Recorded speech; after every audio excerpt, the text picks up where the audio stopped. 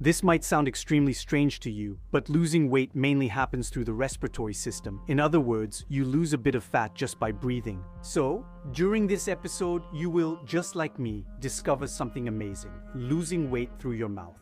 Well, actually, you've already been doing this amazing feat your whole life, and you'll keep doing it until you die. And now, I think I need to explain myself. When we lose weight, we commonly say that we're burning fat. But you may have noticed, even if you're not the brightest, you're not a lamp. Oil, which in the 19th century was mostly supplied by whale fat. And actually, you're much more likely to burn fat in the kitchen than in a gym. Yes, but if you drop a few jean sizes and no longer fill out your favorite dresses, where did the material that used to be there go? When faced with this question, most nutrition specialists, who are neither chemists nor physicists, will tell you that you converted it into energy. And by saying this, they're a little bit right, but they're mostly wrong. In fact, if that were really the case, every modest gram of fat you supposedly turn into energy would literally make an entire continent aware of it.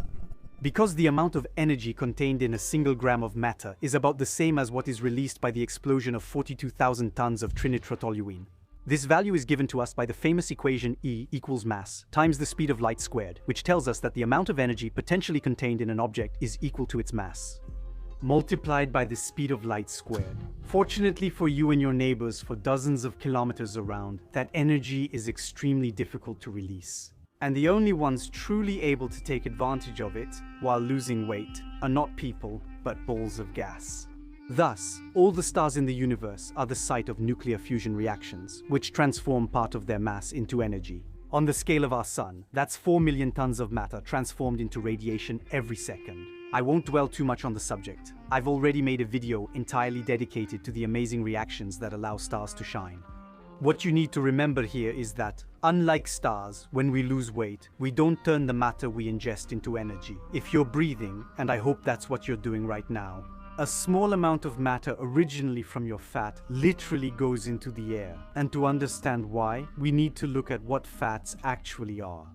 Just like that, intuitively, we think of those nice insulating layers that cover many animals and allow many of them to get through winter on a diet. But that's only part of the answer. Fat is life, milk is full of it, and so are whales. But fat is much more than that. It's a fundamental element, essential to all forms of animal life. In fact, on a cellular level, animals, like you or me, are mainly bubbles of water separated by fat. A double layer of lipids forms the cell membranes surrounding each of our cells. These lipids, essential to our lives, also form the wall of the nucleus, which houses your genetic heritage, just like cholesterol molecules, which are among other things necessary for the transmission of nerve signals. In other words, it's a bit of fat in you that's listening to me right now, but enough digression. When we eat, some of the fats we ingest are stored in fat cells that keep them for us for later, in the form of molecules such as triglycerides, which are very common in fatty tissues. Where from anyway? Basically, these are long molecules made up of a large number of carbon, hydrogen, and oxygen atoms.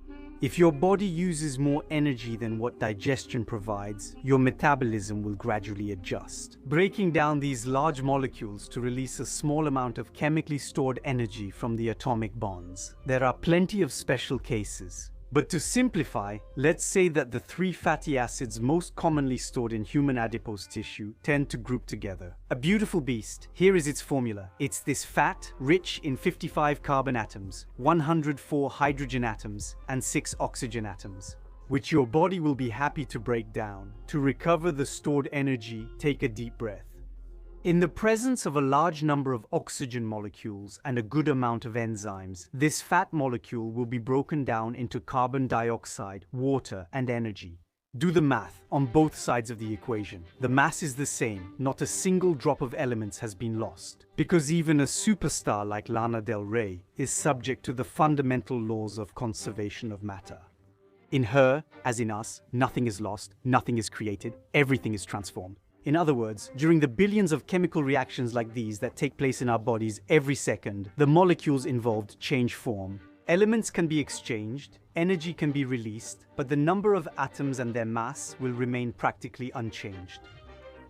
This equation means that with every breath, some of the elements that make up our fat escape into the air, while the rest is turned into water. The energy released comes mainly from the transformation of oxygen molecules, which contain a lot, into carbon dioxide molecules, which contain little.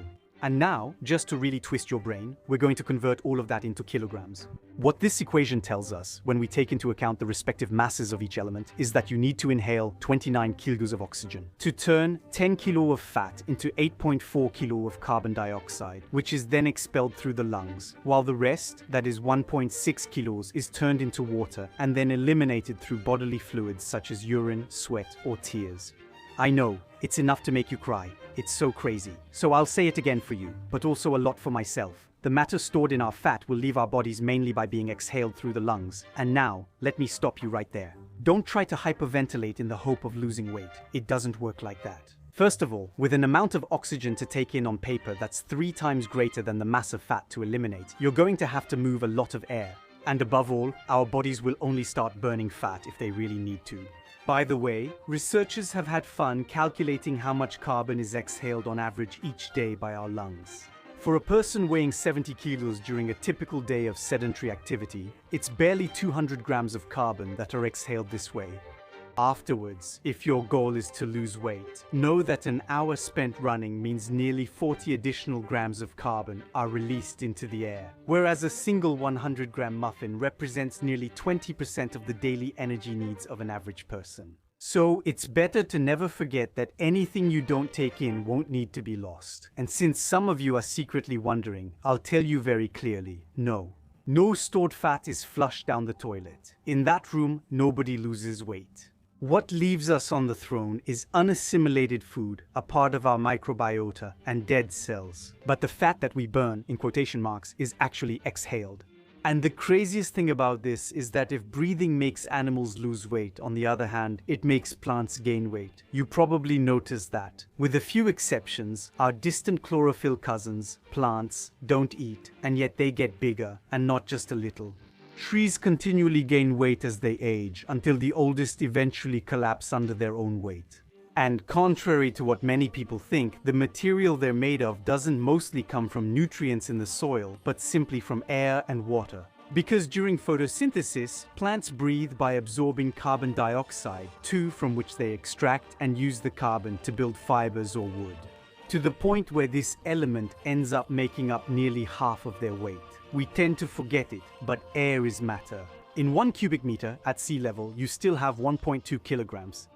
Essentially in the form of nitrogen, oxygen, and carbon dioxide. To put it simply, the process of photosynthesis looks like this. In the case of a tree, carbon dioxide is absorbed at the surface of the leaves by the stomata, tiny holes that look like the eye of Sauron under a microscope. Then, once inside, this gas, combined with water drawn up by the roots and a touch of light, this material, transformed into pure energy by our star, will, bam, give rise to cellulose, oxygen, and water. Understand me well, the vast majority of life currently present on Earth is made possible thanks to this bam, thanks to the result of this amazing transformation. Without photosynthesis, no cellulose or oxygen, and without cellulose and oxygen, animals like you or me don't need lungs or stomachs. They simply wouldn't be here. Anyway, you probably already knew that, but it's always good to repeat it. We've spent a lot of time talking about diet through the mouth, but without plants, there is absolutely nothing left for us to eat or breathe. Meanwhile, thanks to photosynthesis, plants keep building by literally drawing their raw materials from the air. On a global scale, it's estimated that trees capture about 16 billion tons of carbon dioxide, 2 each year. Meanwhile, to make a living, people all over the world are burning, among other things, forests. 8.1 billion tons of carbon dioxide, 2 are released each year by fires and deforestation. Maybe it's time for us to eat better and seriously start moving more, so we don't end up collapsing under our own weight.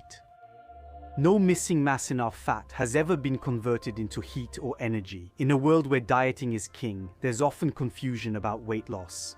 So become the princes of a new wind, blowing great gusts of air and clearing up misunderstandings. Share this video, subscribe, turn on the bell, follow me on Insta, all that.